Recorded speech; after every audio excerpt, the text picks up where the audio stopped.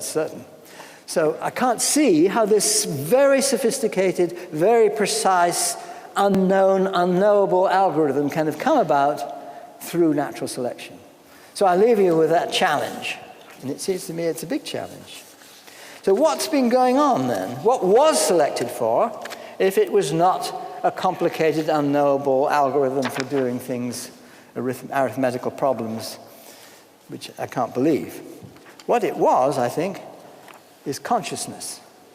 You see, I would argue that consciousness, well, you see, it has many manifestations. Passive things, qualia, perception of the color red, or appreciation of a melody, or so forth, or active, free will, all these things. All sorts of words here which have to do with consciousness in one way or another: pain, love, red, pride, determination, intelligence, disgust, etc., etc.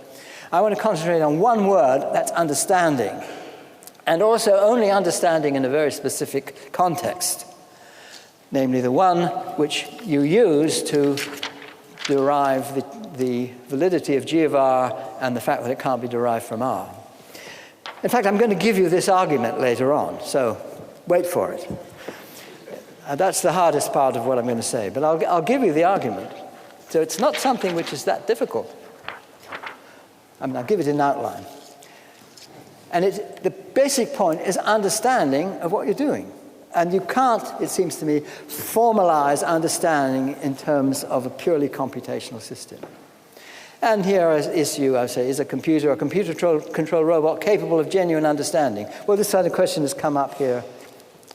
And whether you could test for understanding is one question, and that relates to the Turing test. Say, can you ask your computer or person, whichever it is, a question which requires understanding in the response, and that's the sort of thing that computers tend to lack. In fact, you see, I would say that how do we use computers in most things? If you want to solve some or simulate some problem about how stars behave or something, and you have a calculation you want to perform to see what it's going to do.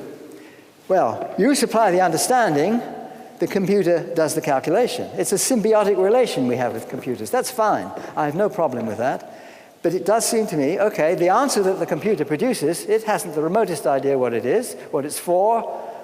You have to supply the understanding. So it seems to me the understanding is what the computer doesn't have. And now I've had three words here.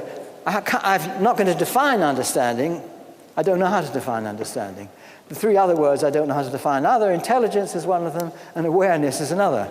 All I'm saying is that they seem to depend, at least intelligence, whatever it is, I would think depends on understanding, because I wouldn't like to say of an entity that it is intelligent if it doesn't possess understanding. That certainly seems to me a natural use of words. Likewise, I would hesitate to say that an entity possesses understanding if it does not possess awareness. So it is related to this consciousness issue. Awareness is an aspect of consciousness, so it seems to me so is understanding. This doesn't say that computers couldn't have it. It's just saying that they're interrelated in this kind of way. So if understanding can be shown to be beyond computation, and that's the sort of argument I've just been trying to present you with, then intelligence is not a matter of computation. Moreover, certain aspects of awareness, and perhaps all, are beyond computation also. So that's my position here, is that these things are beyond computation. Now I want to get slightly more technical, and I hope you'll bear with me here.